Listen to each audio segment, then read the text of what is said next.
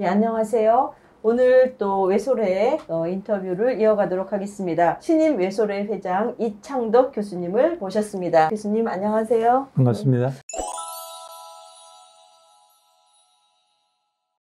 네, 이번에는 1953년에 출간된 한글의 투쟁에 나타난 외솔 선생의 한글 사랑에 대해서 말씀드리겠습니다. 한글은 우리 배달결의 정신문화의 최대 산물이며 세계 온 인류의 글자 문화의 최상의 공탑이다.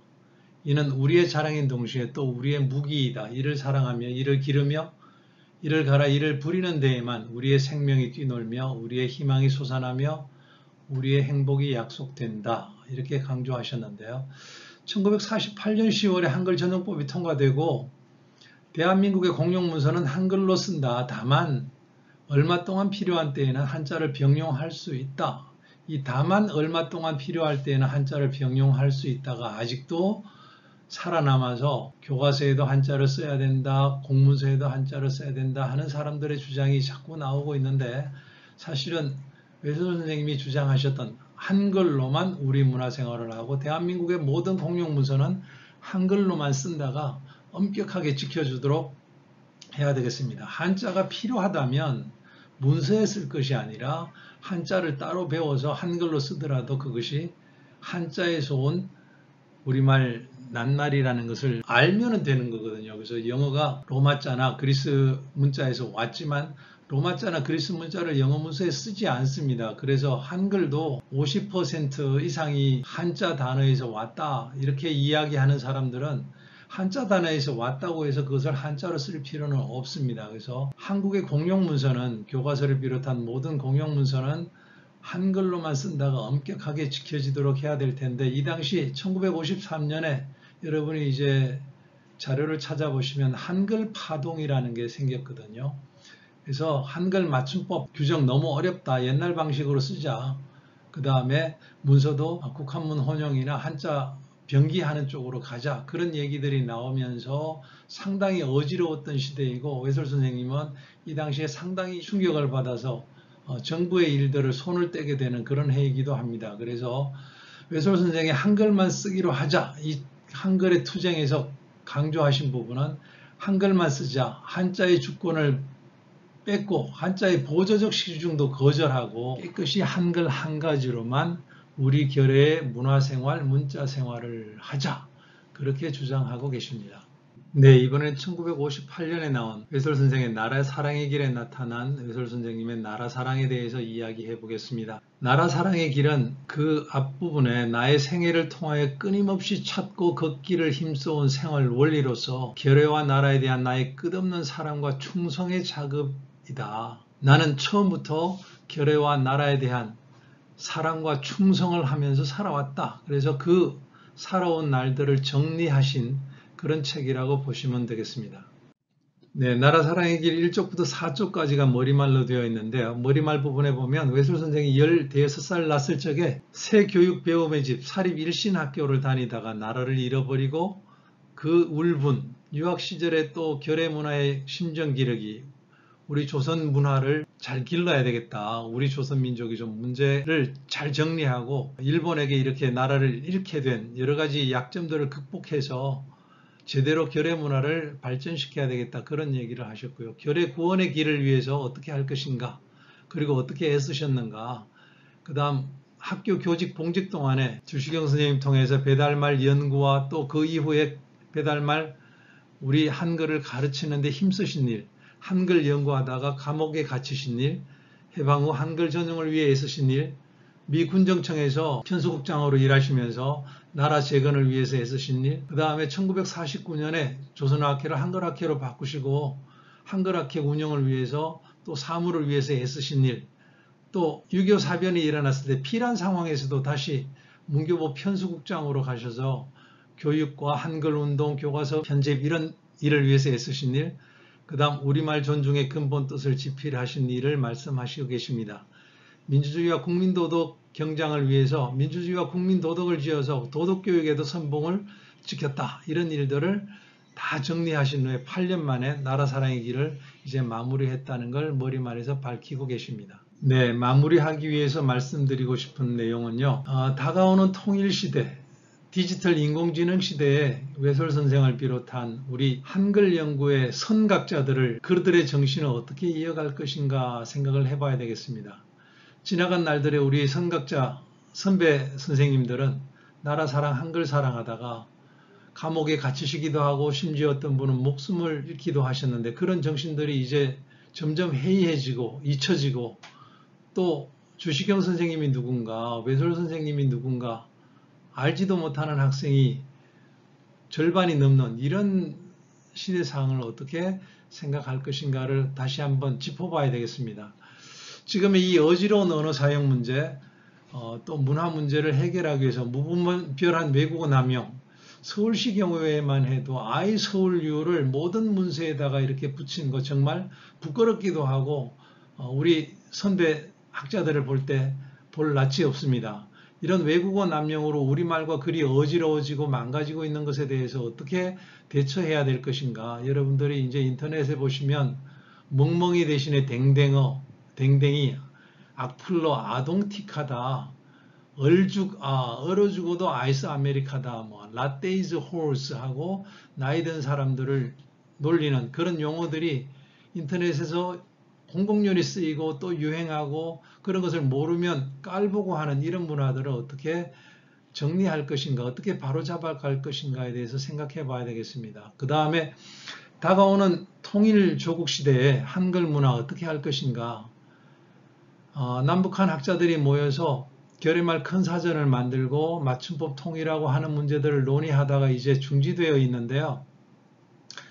다가오는 통일 시대에는 남북한이 서로 상생하는 언어 문화를 만들고 또 통일 결의말 큰 사전 편찬도 완성하고 또 세계화 정보화 시대에 한글 문화가 세계에 퍼쳐나가고 또 인터넷 온라인 다매치 시대에 한글 문화를 꽃피워서 우리 민족이 하나가 되고 발전하고 또 세계 문화에 기여하는 그런 일들을 어떻게 할 것인지 고민하는 그런 시간들이 많아졌으면 좋겠습니다. 고맙습니다. 예, 아주 좋은 또 영상 자료를 준비해 주셔서 또 굉장히 우리가 아주 흥미진진한 또 중요한 이야기들을 들어볼 수 있었던 것 같습니다. 이제 거의 이제 마지막 단계가 된 것 같은데요. 또 이 시대를 정의하라 그러면 디지털 문명의 시대 이런 얘기를 하는데 이럴 때 이 시대의 외솔 정신이 어떻게 계승되어야 될지 또 그런 발전 전망 이런 것들이 어떨지 해주시고 싶으신 말씀이 있다면 그게 어떤지 좀 여쭙고 싶습니다. 한국이 나라도 없던 시대 또 우리말도 못 쓰던 시대를 살던 분들의 노력에 힘입어서 독립도 되고 네. 또 경제적으로도 세계 최가난한 나라이죠. 잘 사는 나라가 됐는데 사실은 그때 선각자들, 그때 노력했던 분들의 정신을 우리가 제대로 이어가고 있나 그런 생각을 하고 있습니다. 그래서 그런 반성을 하면서 선배 선생님들, 선배 학자들, 또 선배 애국자들이 했던 정신들을 좀 이어가면 좋겠다. 특히 한글 연구나 교육, 네. 그 다음에 생활 한글 사용해서 그런 부분들을 점검하고 문제되는 부분들은 고치고 또 발전시킬 수 있는 부분들은 더 발전시키면 좋겠다. 그런 생각을 했습니다. 그래서 지나간 우리 최현배 선생님처럼 목숨 걸고 연구하셨던 분들, 교육했던 분들을 학교뿐만 아니라 일상에서도 이야기할 수 있는 그런 분위기를 만들면 좋겠다. 그래서 첫째 주제는 지나간 날들의 선각자들의 나라 사랑, 한글 사랑 정신을 좀 이어받자. 그게 이제 미래의 과제라고 생각하고요. 두 번째는 지금의 이 어지러운 언어 사용, 한글 사용에 대해서 한번 제대로 점검해보자. 얼마 전에 제가 김포공항에서 제주로 갈 일이 있었는데 공사 중이었어요. 그래서 나오는 입구에 그 공사하고 있는 바닥을 공사용 천으로 덮어두고는 갑자기 튀어나온 부분에다가 붉은 글씨로 단차 주의 이렇게 붙여놨더라고요. 그래서 단차 주의 큰 빨간 글씨로 붙여놨는데 단차가 뭐지? 그래서 제가 국어 연구하고 국어 선생님이고 네. 그런데 단차를 모르겠다. 단차 읽으려다 사고 나겠다. 네. 그러다가 돌아오면서 저걸 우리말로 좀 제대로 살리면 턱 조심 정도만 네. 해도 충분히 알아들을 수 있을 텐데 단차가 뭐냐 그랬더니 나중에 와서 알았습니다. 공사하는 분들은 일본식 용어로 다 네. 단차라고 한답니다. 그래서 그 공사하는 사람들이 써붙인 용어를 거기다가 일반 승객들이 나가는 그 길목에다가도 그냥 단차주의라고 쓰는 걸 보고 일본 용어를 정리했다고 하는데 아직도 정리 안 된 부분이 많구나 그런 생각이 들고 얼마 전에도 조금 전에 지하철 탈 때도 또는 엘리베이터에서도 봤는데 I 서울유 제가 네. 좀 문제가 많다고 생각합니다. 모든 네, 공문서에 I 서울유인데 제가 물어봤어요. I 서울유의 서울이 무슨 뜻이냐? 그랬더니 대학 교수들도 모르더라고요. 그런데 뭐 미국에서 공부하고 미국에서 교수하고 온 분이 그런 설명을 했는데 그 정도 미국에서 박사학위 받고 교수했던 분이 설명할 정도를 모든 문서에 써야 되냐 이건 좀 문제가 있다 그런 생각을 했거든요. 그래서 그 설명의 내용이 어떤 거였습니까? 그러니까 I love 뉴욕에서 가지고 온 그 영어는 이제 그런데요. 네.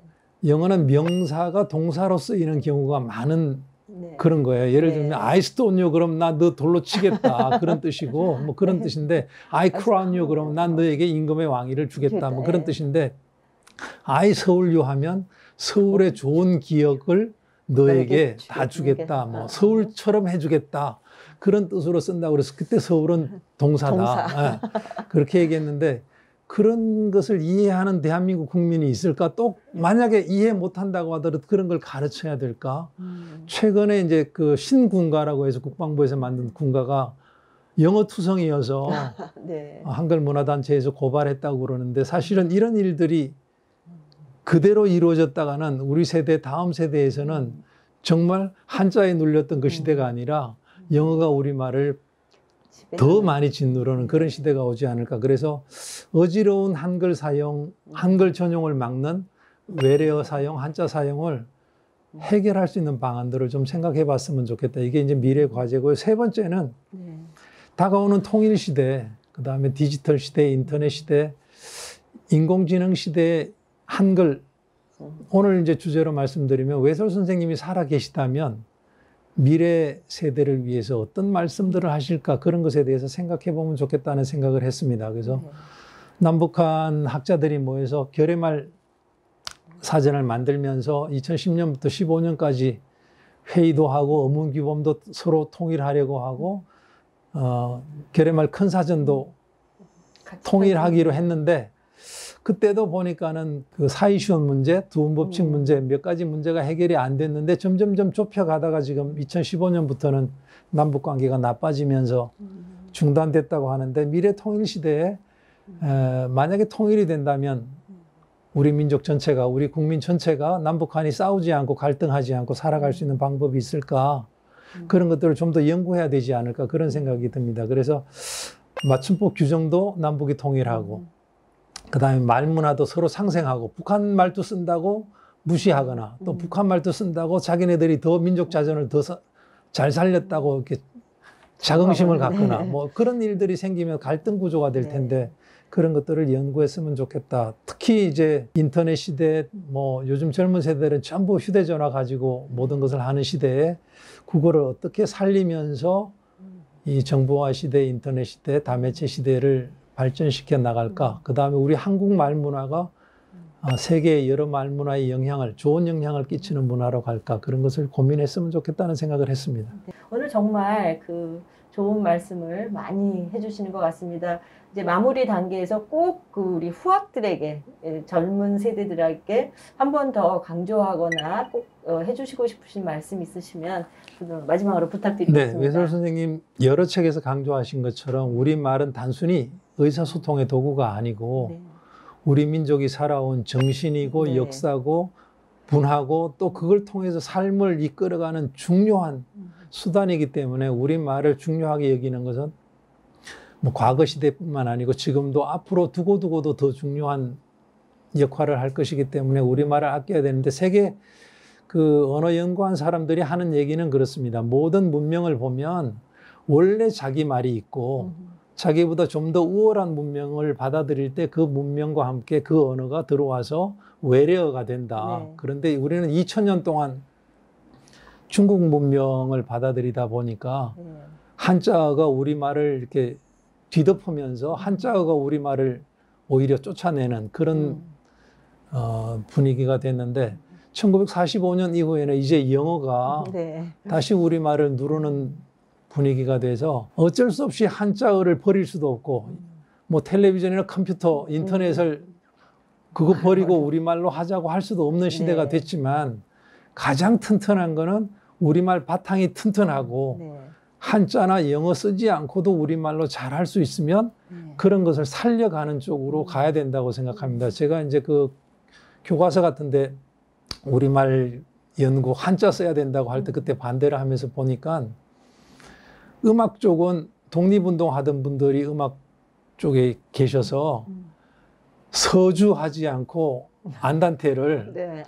느리게, 느리게. 네. 알레그로를 빠르게. 속주하지 않고 빠르게 이렇게 네. 바꿔서 용어가 다 뿌리가 내렸거든요. 정립이 됐네요. 네. 그런데 보면 이제 과학이나 사회나 이런 쪽은 엄청나게 많은 한자를 씁니다. 네. 그래서 수학도 마찬가지고 네. 이런 것들을 어떻게 우리말로 바꿔갈까. 근데 과학 쪽은 보니까 거기도 생물, 뭐 물리, 지구과학 이런 것에 따라 다른데 생물 영역은 조금 바뀌었습니다. 구근식물 하던 것을 알뿌리 식물로 네. 바꿔서 가르치거든요. 그래서 앞으로 우리말의 뿌리를 튼튼하게 하면서 그 외래어인 한자어와 영어를 우리말을 더 풍요롭게 하는 방향이 있을까? 그다음 미래 시대에는 남북 갈등을 풀어가는 방법이 있을까? 그런 것을 고민했으면 좋겠습니다. 네, 좋은 일 많이 해주시기를 네. 바라면서 오늘 인터뷰에 응해주셔서 너무나 감사드립니다. 네, 감사합니다. 고맙습니다.